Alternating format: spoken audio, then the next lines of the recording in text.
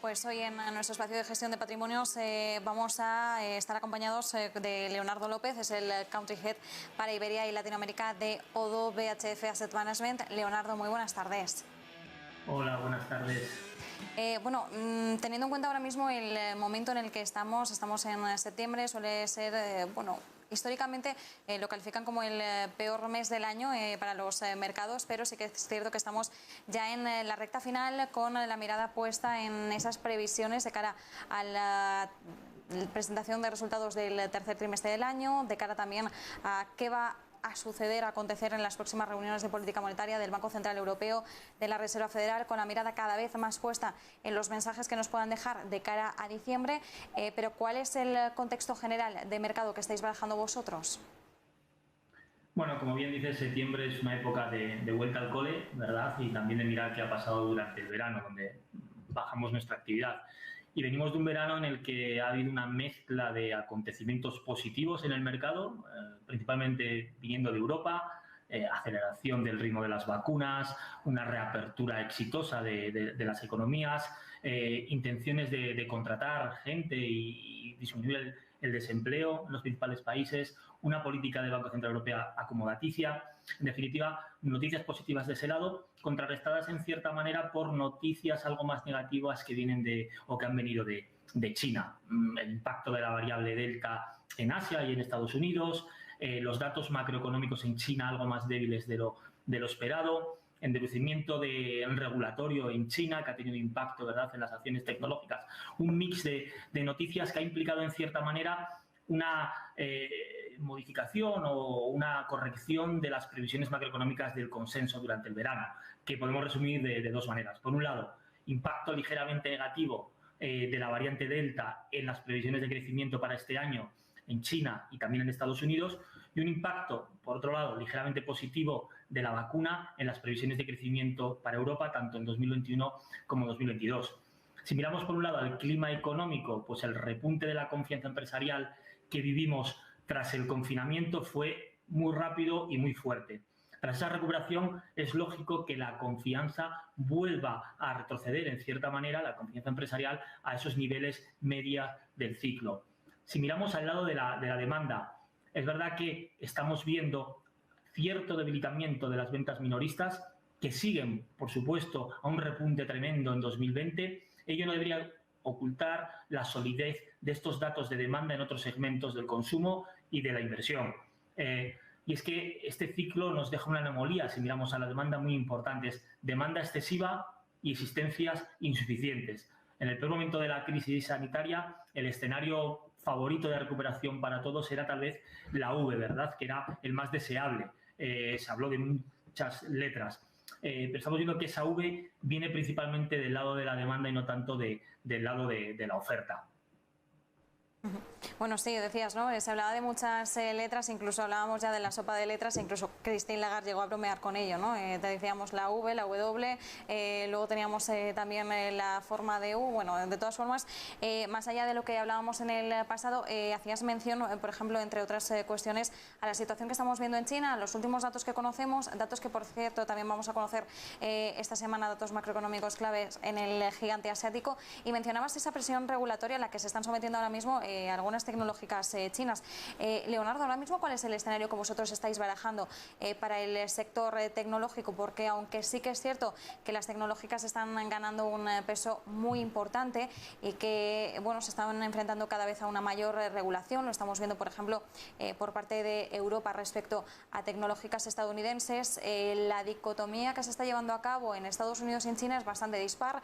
En Estados Unidos, al final, se está rigiendo por un sistema en el que se vela por los intereses comerciales propios, y en China, sin embargo, el gobierno de alguna forma se está intentando blindar frente al crecimiento de las tecnológicas y está mirando más por su poder en detrimento de aquella carrera en la que está sumergida frente a Silicon Valley. Pero parece que China prefiere de alguna forma cerrar puertas a sus tecnológicas para que no crezcan y tengan tanto poder. En este escenario, ¿cómo estáis viendo vosotros el sector? ¿Cuáles son las perspectivas?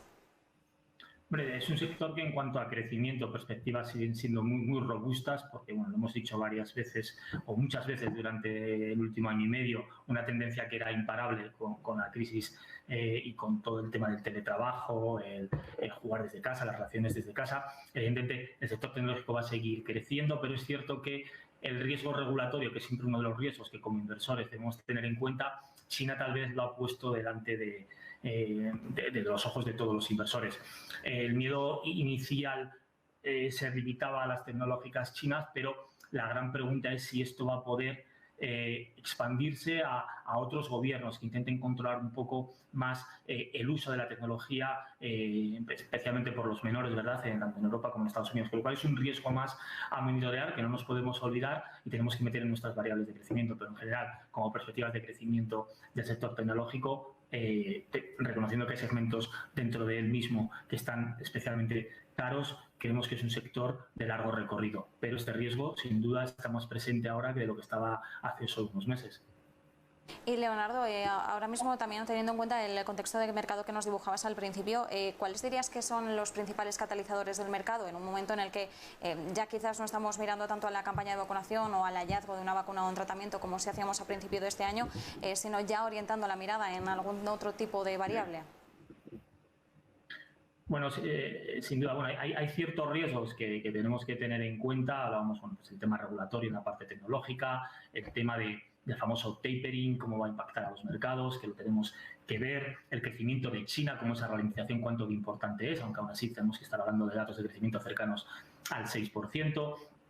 Catalizadores, ¿qué puede venir bien a los mercados? Por un lado, los beneficios empresariales. Estamos en máximos de márgenes desde el año 2013. El paquete, el compromiso que ha habido en los gobiernos en esta crisis de soportar a las empresas, lanzando paquetes de estímulos de dimensiones nunca vistas antes, han sido clave para soportar empresas, para darles facilidades, para darles préstamos, para darles ayudas tanto a sectores como o moratorias a muchas empresas. En definitiva, apoyar al crecimiento. Eso puede ser un catalizador de cara a los próximos años. Y dentro de este apoyo creemos que tal vez conviene mirar en este entorno a compañías cíclicas, compañías de pequeña capitalización que tal vez sean las principales beneficiarias de estas políticas de apoyo de los bancos centrales. Bueno, y en eso que me quería centrar ahora, Leonardo, ¿cuáles son las principales oportunidades de inversión que estáis barajando vosotros ahora desde Odo? Bueno, de manera general preferimos las acciones a los bonos por un tema de valor relativo, al fin y al cabo, preferencia por la renta variable. Dentro de renta variable nos gusta Europa y por eso que te estaba comentando, porque nos gustan más las acciones cíclicas y de pequeña capitalización, que muy probablemente se van a beneficiar de esos paquetes de estímulo, y eso es otro de los argumentos que nos hace estar más positivos en Europa que en Estados Unidos. De manera general, en Europa los índices europeos tienen mayor peso de compañías cíclicas que el índice americano, de los índices americanos, aparte de que están más caros. También nos parece a día de hoy interesante Japón, con unas valoraciones más atractivas, el cambio de liderazgo que va a haber en el partido conservador, el LDPD, pues podría propiciar un reajuste en ese mercado. Dentro de la renta fija, sabemos que las carteras tienen que tener peso en renta fija, preferimos la zona euro y en este caso apostamos por el carry en los segmentos particularmente de corto y medio plazo. Y si miramos a otro activo que cada vez está ganando más protagonismo en las carteras de los inversores institucionales y cada vez más en los inversores de banca privada españoles, los activos privados, tanto el private equity como la deuda privada, nos parece muy interesante. Vemos que ofrecen un perfil de riesgo-rentabilidad que nos va a permitir aislarnos de la volatilidad que siempre nos van a traer las bolsas. Pues nos quedamos con esas recomendaciones. Muchísimas gracias, como siempre, Leonardo López, Country Head para Iberia y Latinoamérica de Odo BHF Asset Management. Un fuerte abrazo.